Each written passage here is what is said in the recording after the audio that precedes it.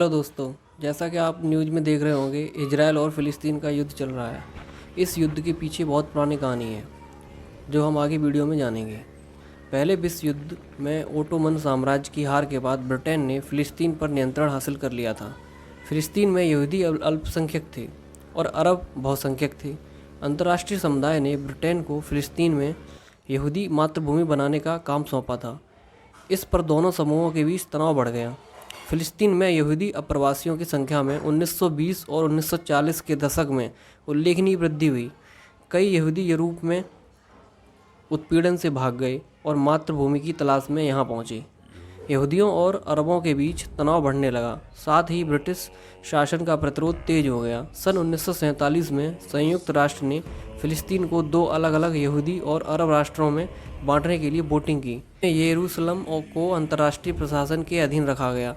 यहूदी नेतृत्व ने योजना को स्वीकार कर लिया, लेकिन अरब पक्ष ने इसे अस्वीकार कर दिया और इसे कभी लागू नहीं किया।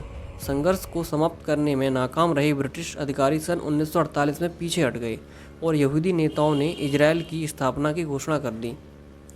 कई फ़िलिस्तीनियों ने इसका विरोध किया और युद्ध छिड़ गया। पड़ोसी अरब देशों ने इस मामले में सैन्य बल के साथ हस्तक्षेप किया। सैकड़ों हजारों फ़िलिस्तीन भाग गए या उन्हें अपने घरों से निकाल दिया गया, जिसे वे अल नकबा या द कैटास्ट्रोफ कहते हैं।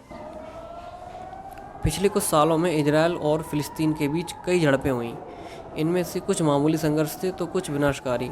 इनमें हज़ारों लोगों की मौत हुई। सन 1987 में हरकत अल मुकावामा अल इस्लामिया यानी इस्लामिक प्रतिरोध आंदोलन की स्थापना की गई। यह सैन्य क्षमताओं वाला एक राजनीतिक समूह है, जिसे एक अंतर्राष्ट्रीय सुन्नी इस्लामवादी संगठन मुस्लिम ब्रदरहुड की एक राजनीतिक शाखा के रूप में फ़िलिस्तीनी मौलवी शेख अहमद यासीन ने शुरू किया था। दो फ़िलिस्तीन विद्रोहों ने इजराइल फ़िलिस्तीन संबंधों पर गहरा असर डाला।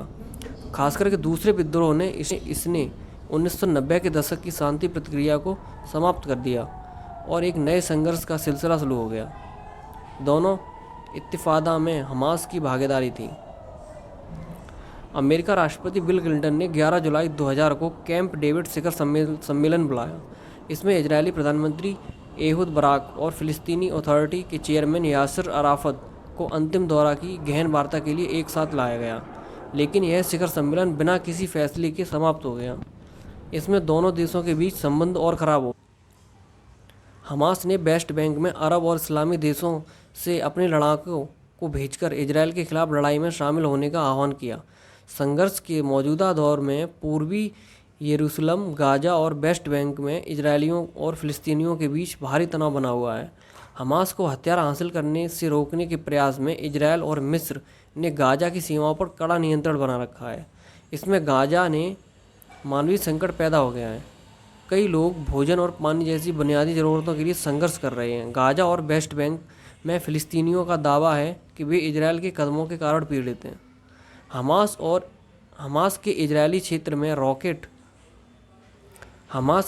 क्षेत्र में हज़ारों रॉकेट दागने और फ़िलिस्तीनी आतंकवादी द्वारा इजरायली नागरिकों पर कई हमले किए जाने के तथ्य का हवाला देते हुए इजरायल का तर्क है कि यह केवल फ़िलिस्तीनियों की हिंसा से खुद को